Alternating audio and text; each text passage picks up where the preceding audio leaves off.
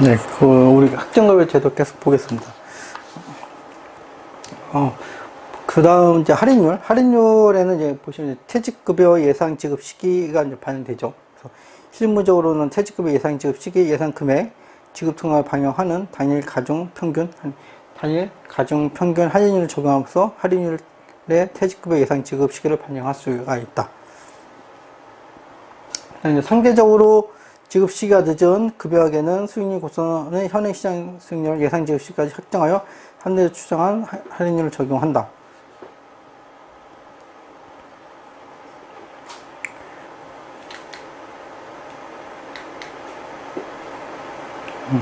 실제로 지금 하고 있는 것들은 여러분들 실제 계산 문제하고는 그다지 크게 관련이 없어요. 계산 문제에서는 아까 했던 우리가 이제 손익 항목하고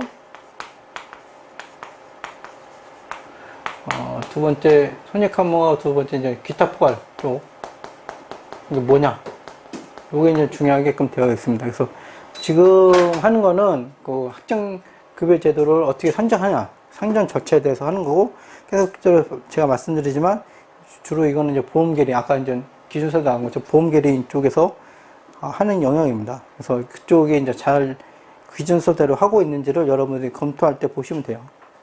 보험 소유자 가정은 보호기한 말 제도의 공식적 규약에서 정한 미래의 급여의 변동을 반영한다. 의제 의무도 이제 반영하는 거고.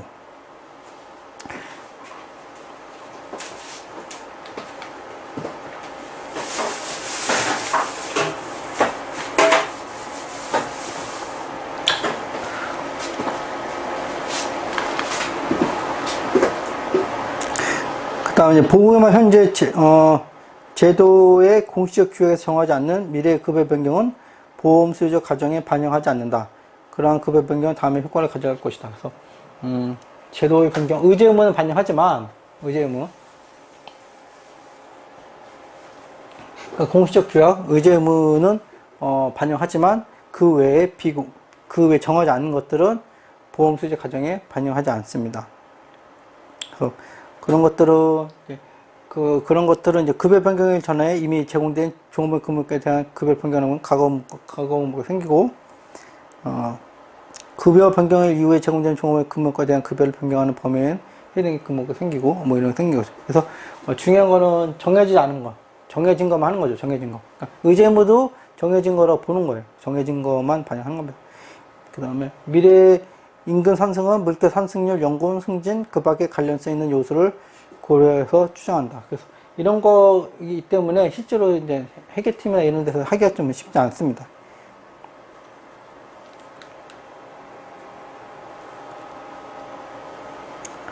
일부 학정급여 제도에서는 종업원이나 제3자가 제도의 원가에 기여할 것을 요구한다.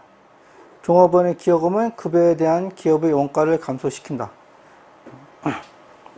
제3자가 들어오니까 그러니까 만약에 이제 만 원을 기업이 부담해야 되는데 일부를 제3자가 하는 거죠.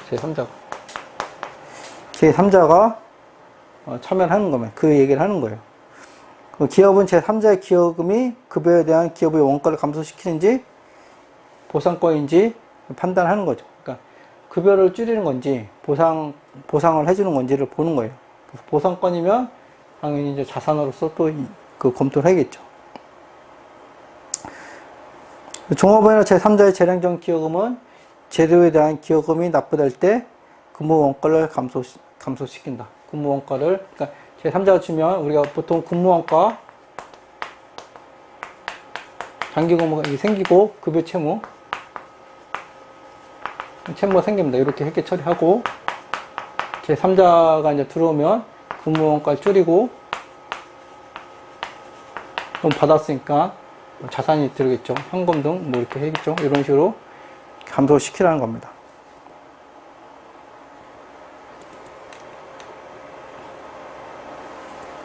또 제3자가 들어오는 케이스는 우리가 단기 근무원가를 줄이거나 아니면 보상권인지를 판단하는 거죠. 이거 하나 좀 알고 계시면 될 것 같고 시험 문제에서도 이 계산 문제는 충분히 나올 수 있는 거예요. 그다음에 이제 공식적 규약에 정해져 있는 종업원이나 제3자의 기여금은 근무 원가를 감소시키거나 순학정급여의 재취전 유세에 영향을 미친다. 그러니까 기여금 보시면 기여금이 근무용에 연계되는 경우 있고 그 기여금이 근무용에 연계되지 않는 경우 있습니다. 종업원이나 제3자의 기여금이 근무 용역과 연결되어 있으면 그 기여금은 다음과 같이 근무 원가를 감소시킨다. 기여금이 근무 연수에 따라 결정된다면 기업은 총 급여에 대한 배분 방법으로 근무 기간에 기여금을 배분한다.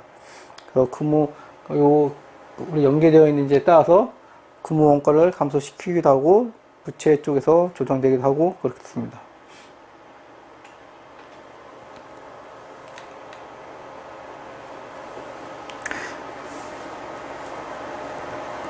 그 다음 보시면 이제 근무기간에 배분된 종업원이나 제3자의 기여금인 경우 기여금의 변동은 다음과 같은 결과를 가져온다. 그래서 단기 근무원가, 과거 근무원가의 변동을 가져오고 보험 수지적 손익에도 이제 변동을 가져오는 거죠.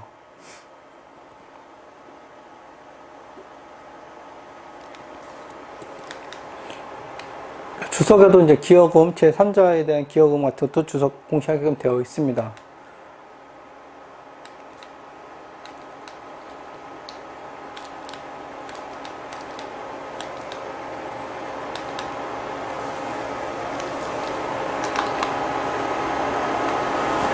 다음 좀 과거 근무원가 정산 손익 보겠습니다. 과거 근무원가는 그 변동 금액이에요. 아까 이제 설명 처음에 나왔던 것처럼 과거 근무원가는 변동 금액.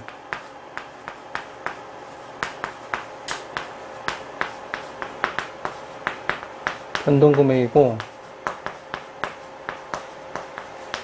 손익으로 처리합니다. 손익. 회계 처리할 때는 이제 과거 근무원가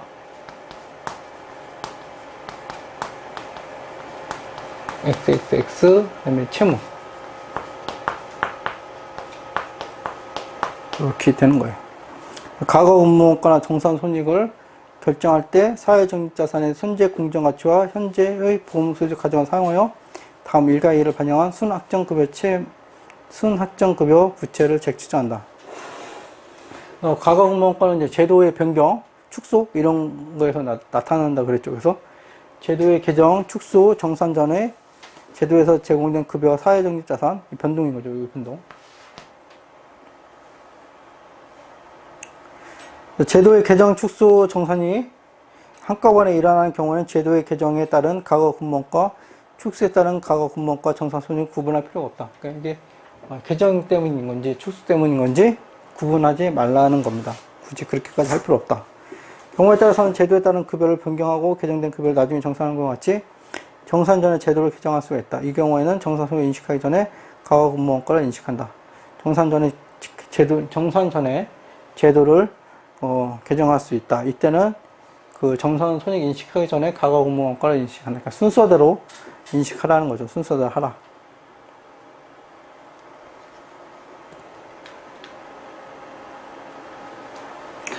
중간에 보시면 그래서 제도의 개정, 축소, 정산이 일어날 때 과거 근무원가나 정산 손익을 인식하고 측정한다.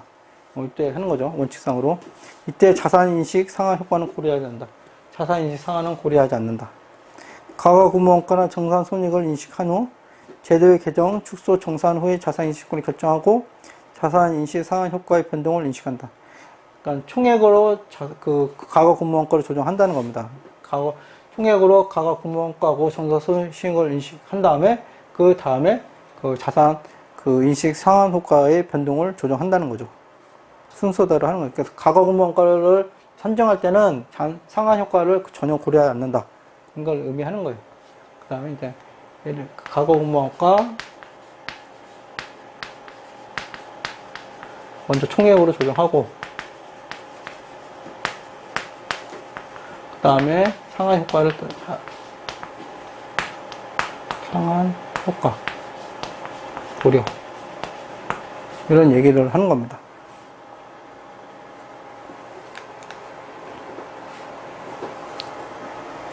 과거 근무원가는 제도의 개정이나 축소로 생기는 확정급여 채무 현재 가치 변동이다. 그래서 과거 근무원가는 다음 중 이른 날의 비용으로 인식합니다. 비용. 제도의 개정 축소가 일어난 날. 축소가 일어나고, 그 다음에 관련되는 구조조정 원가나 해고급여를 인식할 때 인원이 많이 줄은 거죠. 많이 줄은 거예요. 제도의 개정은 학정급여 제도를 도입하거나 처리하거나 기존 학정급여 제도의 지급 때 급여를 변경할 때 나타난다.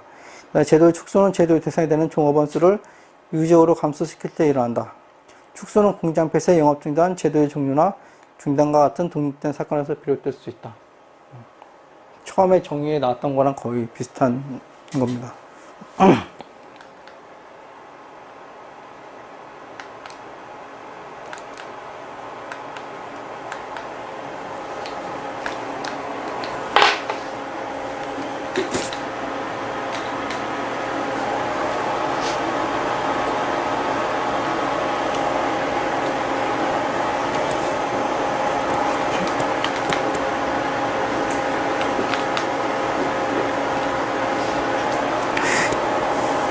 그다음 이제 과거 근무원가를 포함하지 않는 항목입니다.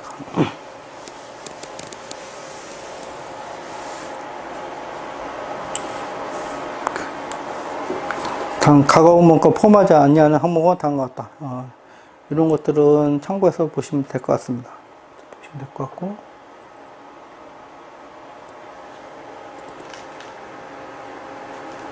가로 4번, 과거 근무원가에 이제 포함하지 않는 것 중에 4호 보시면, 새로 부하거나 추가로 부여하는 퇴직급여가 없는 상황에서 종업원이 가득 조건을 충족한 경우 가득급여의 증가.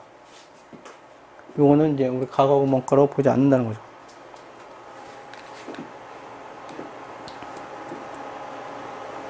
그 다음 이제 정산손익. 과거 근무원가 했고,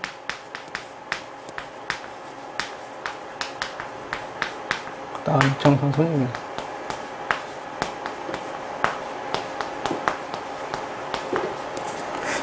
정산손익은 정산일에 결정되는 정산대상 학정급여의 현재가치. 1번은 학정급여.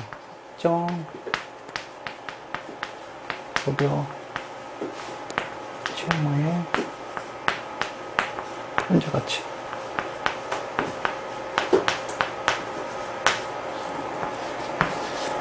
두 번째는 정산가격. 이전되는 사회적립자산과 정산과 관련 기업이 직접 지급하는 금액. 그러니까 실제 지급액이라고 보시면 돼요. 그냥 정산가격으로 표현했는데,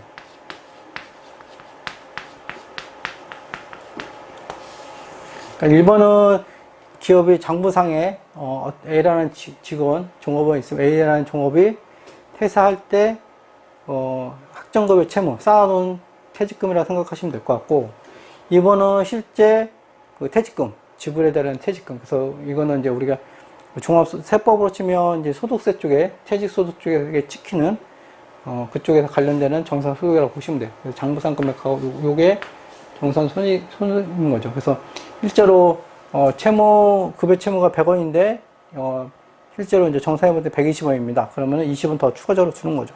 이것도 당연히 비용으로 가는 거예요. 이것도 비용으로 가는 겁니다. 정산이 일어날 때 학정급여 제도의 정산손익을 인식한다. 제도의 정산은 학정급여 제도에 따라 생긴 급여의 전부나 일부에 대한 법적 의무나 의제 의무를 기업이 더 이상 부담하지 않기로 하는 거래가 있을 때 일어난다. 표현은 되게 어렵게 썼는데 그냥 퇴직한 거죠, 퇴직. 근데 실제로 퇴직은 정산손익의 일부고, 실제는 일부고, 더 큰 개념이죠. 정산은 더 큰 개념이에요. 그래서 퇴직이라는 특정한 사례를 든 게 아니라 일반적인, IFRS가 이제 일반 원칙이다 보니까 일반적인 용어로 쓴 거예요. 그래서 법적 의무나 의제 의무를 기업이 더 이상 부담하지 않기로 하는 거래가 있을 때 일어난다.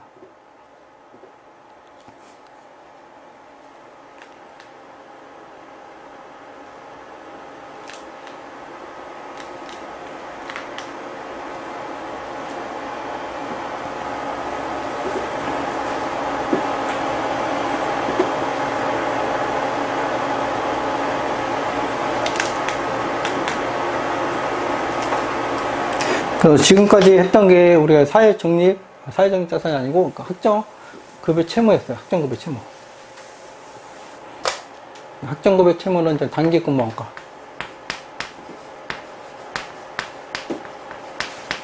이제 과거 근무원가. 그 다음에 이제 정산손익 있었고, 그 다음에 이제 보험수리죠.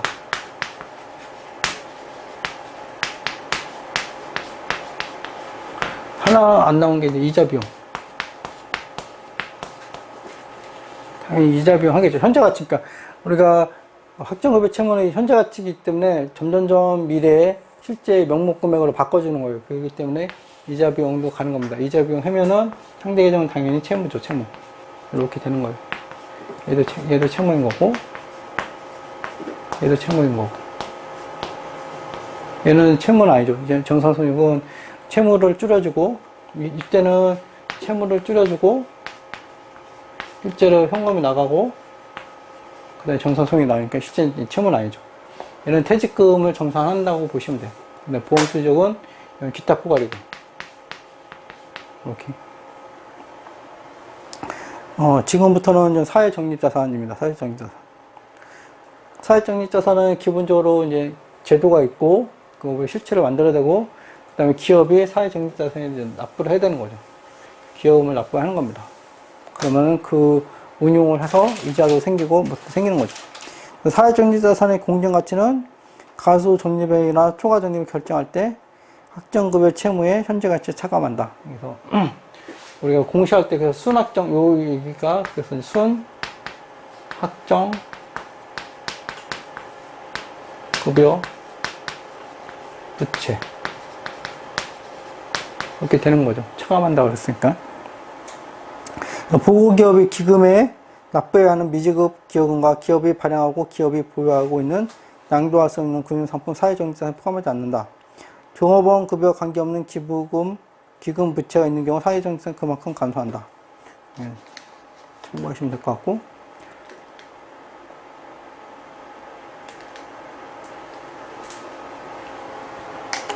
네, 제3자가 확정급여 채무를 결정하기 위한 지출 전부나 일부를 보상할 것이 거의 확실한 경우에는 다음과 같이 처리한다. 이제 보상권이죠, 보상권. 제3자가 그 확정급여 채무를 결정하기 위한 지출의 전부나 일부를 보상할 것이 거의 확실하다. 그럼 보상권을 별개의 자산으로 회계 처리하고 공정가치로 측정합니다. 보상권을 자산으로 인식하라는 거죠, 보상권. 사회적립자산의 공정가치 변동에 대한 처리와 같은 방식으로 보상권의 공정가치 변동을 구분하여 인식한다. 공정가치를 인식하니까 그 후에도 후속적으로 공정가치를 변동을 인식하라는 겁니다. 기업의 확정급여 채무의 전부나 일부를 다른 제3자가 결제하는 경우도 있다. 기업의 확정급여 채무의 전부나 일부를 제3자가 결제하는 경우도 있다. 앞에 나왔죠. 그럼 적격보험 계약은 사회적립자산에 포함한다. 보험사가 하는 것도 우리 사회적립자산에 포함하는 겁니다. 적격보험 계약은 다른 모든 사회적립자산 동일하게 회계 처리한다. 동일하게 회계 처리한다. 일반적인 내용을 쓴 겁니다.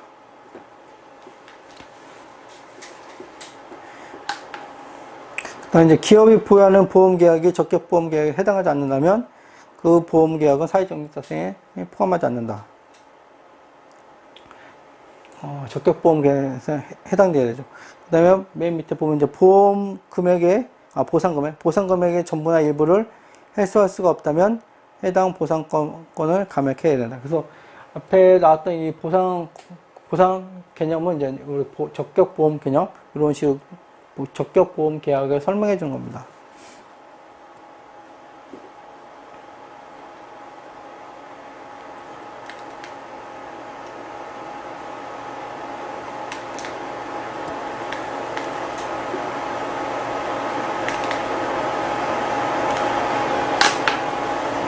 그 앞에 나온 것들은 그래서 이제 그 사회적립자산은 우리가 공정가치 한다.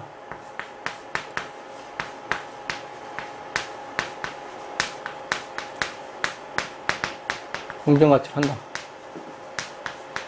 그 다음에 적격보험도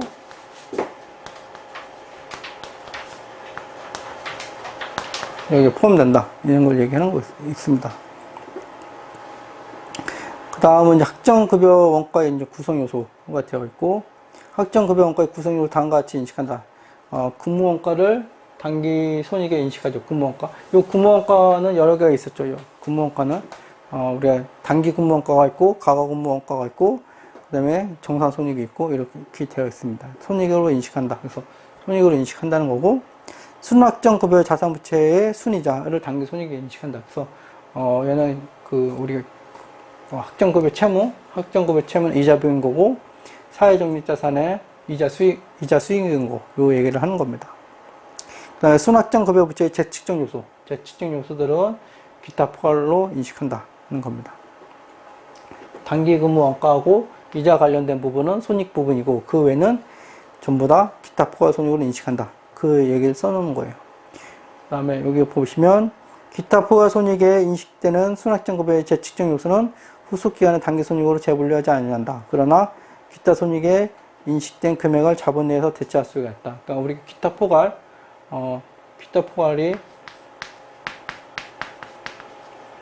기타 포괄 관련해서 이제 재분류 규정이 있습니다. 재분류 규정이 있는데, 우리가 이제 퇴직급 종업원 급여에서 관련된 그 기타 포괄 손익 계정은, 우리 퇴직금이 다 끝났어요.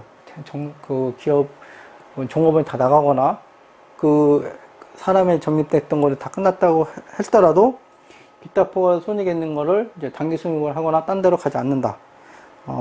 단기 손익으로 재분류 하지 않는다. 단기 손익으로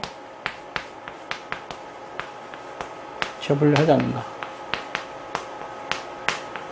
그러니까 우리가 이제 금융자산 쪽에서 이제, 기타 포괄로 인식하는 그 금융자산을 좀 단기 손익으로 인식하는 걸로 재분류할 때 단기 손익으로 이제 갈 수가 있잖아요. 그런 식으로 이제 재분류하는 규정이 있는데, 종업원 급여 관련해서 기타 포괄은 재분류 하지 않는다. 그렇지만, 기타 포괄 손익 인식을 자본 내에서 다른 걸로 대체할 수가 있다. 자본 내에서. 단기 손익으로 가는 건 안 되는데,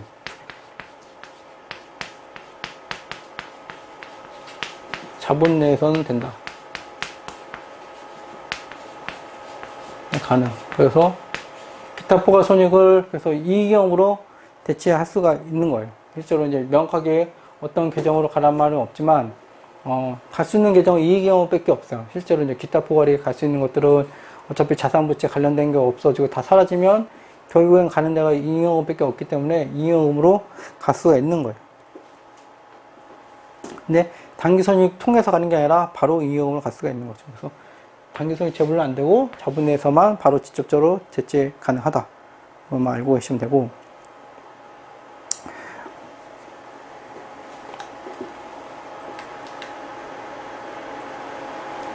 그 다음에 단기 근무원가는 연차 보고 기간 초에 결정한 보험 소유자 가정을 사용해서 결정한다. 연차 보고 기간 초에 결정한 보험 소유자 가정을 사용해서 결정한다.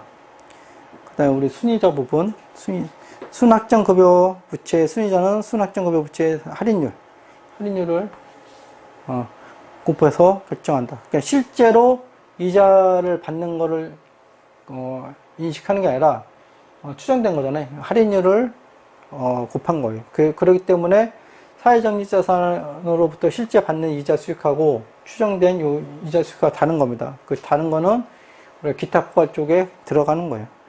그래서 제가 그 얘기를 앞에서부터 계속 했다는 거예요. 그래서 실제 우리가 이자 부분은 그냥 할인율로 추정하는 겁니다. 그러니까 채무 부채, 확정급여 채무 쪽은 어차피 이 할인율로 현재 가치도 하기 때문에 이걸로 할인율로 이자 비용 하는 게 맞는데, 사회적립자산 같은 경우는 실제 공정가치를 쓰는 거고, 실제로 또 이자 수익이 있습니다. 이자 수익이기 때문에 사회적립자산 같은 경우는, 사회적립자산은 다시 말씀드린 사회적립자산 기초 공정가치 금액, 금액에다가 할인율 하는 거하고 실제 이자 수익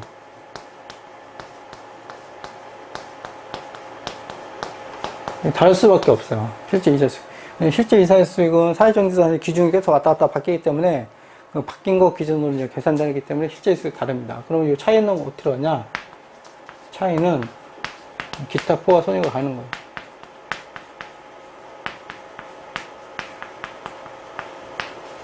이쪽으로 가는 겁니다.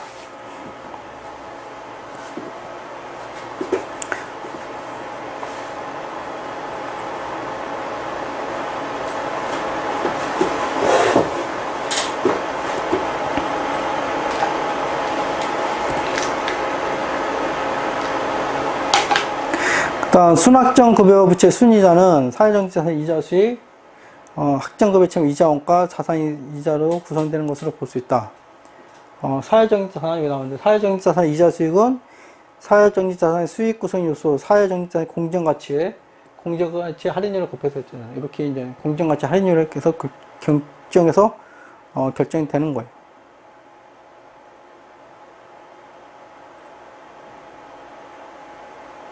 그래서 이제 사회적립자산 이자 수익과 사회적립자산의 수익의 차이. 실제 수익, 그러니까 이 표현을 이렇게 했는데 실제 수익이에요, 실제 수익.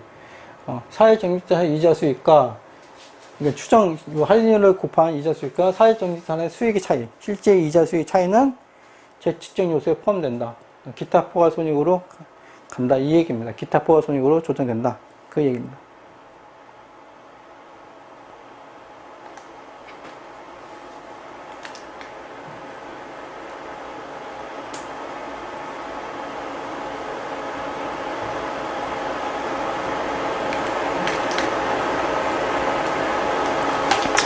다음 순학정 급여 부채 재측정 요소 보시면 이제 순학정 급여 부채 재측정 요소는 다음으로 구성된다. 보험수수자 손익, 그 다음에 두 번째 순학정 급여 부채 순이자에 포함된 금액을 제외한 사회적립자산의 수익. 이게 이걸 얘기하는 거예요. 표현은 어렵게 되어 있지만 얘를 사회적립자산의 추정 우리 이자 수익과 실제 이자 수익의 차이가 이 얘기를 하는 겁니다.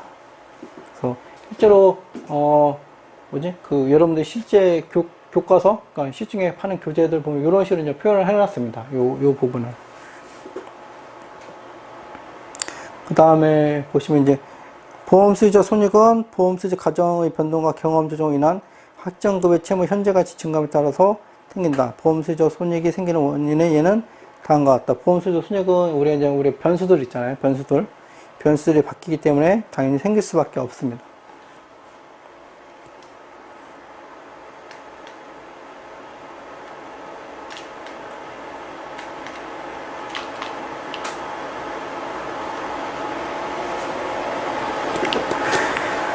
보험수수자 손익은 우리 제도 도입, 우리 같은 것, 이런 축소, 이런 것들에 의해서 이제 현재가치 변동이나 학정급여 제도에 따라서 지급될 변동을 포함하지 않는다. 이거는 과거근무원가로 가는 거죠. 과거근무원가. 그 여기 써있어요. 보험수수자 손익은 학정급여 제도 도입, 개정, 축소, 정산으로 인한 그 학정급여 채무 현재가치 변동, 학정급여 때와 달라 지급될 급여의 변동을 포함하지 않는다. 이거는 이제 나온 것처럼 과거근무원가나 정산 손익으로 가는 겁니다.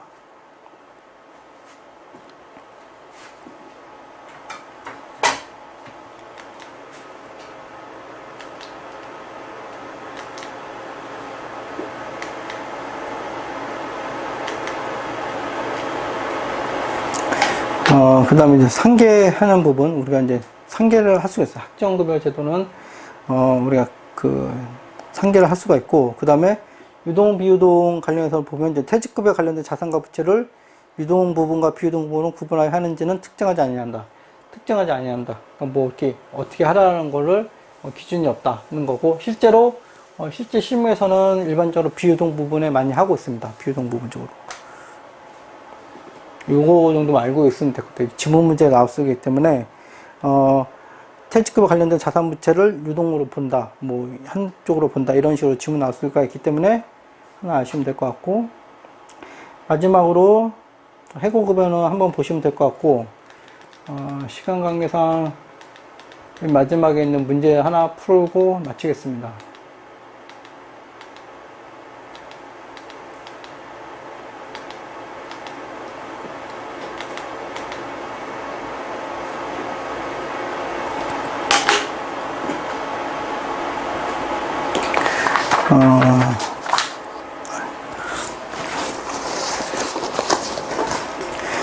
문제 보시면 이제 우리가 순학정 급여 부채 계산 시 적용 5%. 실제 시험 문제는 이 틀에서 크게 바뀌지 않아요. 이 틀에서. 2001년초 사회적립자산의 공정가치는 55만원. 기초가 55만원 있었고, 그 다음에 학정급여 채무는 50만원. 이쪽에 이제 기초가 50만원 이렇게 있었던 거예요. 있었고, 그 다음에 이제 단기 근무 원가는 70. 단기 근무가 이렇게 늘었겠죠? 단기 근무. 이렇게 늘었고. 손익이겠죠, 손익. 얘는 손익. 그 다음에, 퇴직 종업원에게 10만원의 현금이 사회적립자에서 지급됐다. 여기서 지급된 거, 나간 거죠. 그래서 10만원. 나갔고, 여기도 마찬가지로 나갔겠죠. 10만원 좀 나가. 얘는 손익하고 관계없으니까. 그 다음에, 사회적립자산을 65만원 현금을 출연했다. 여기 이제 65만원 출연한 거죠. 출연. 그래서 현금하고 전혀 관계없고. 이게 끝이죠. 그 다음에 공정가치 나왔고. 근데 이제 5%니까 55에 275. 275만큼 이자 수익이 있는 거예요. 275만큼 이자 수익. 이자 수익이 있고, 얘는 500.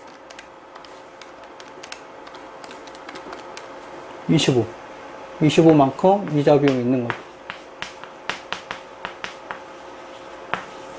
이자 비용이 있고.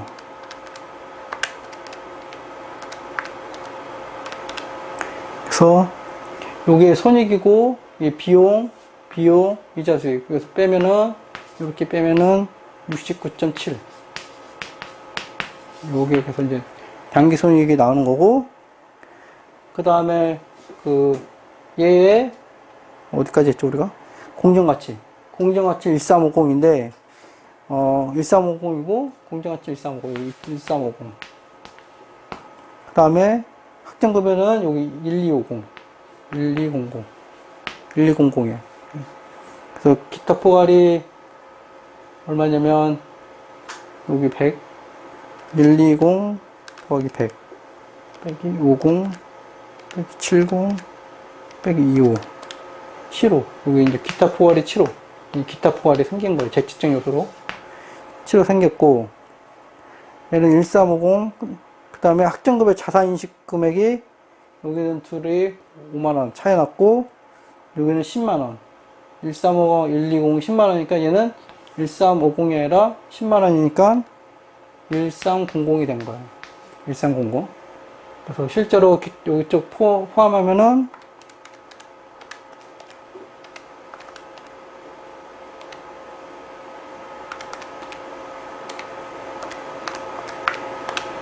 2.5가 이제 기타 포괄이에요. 기타 포괄.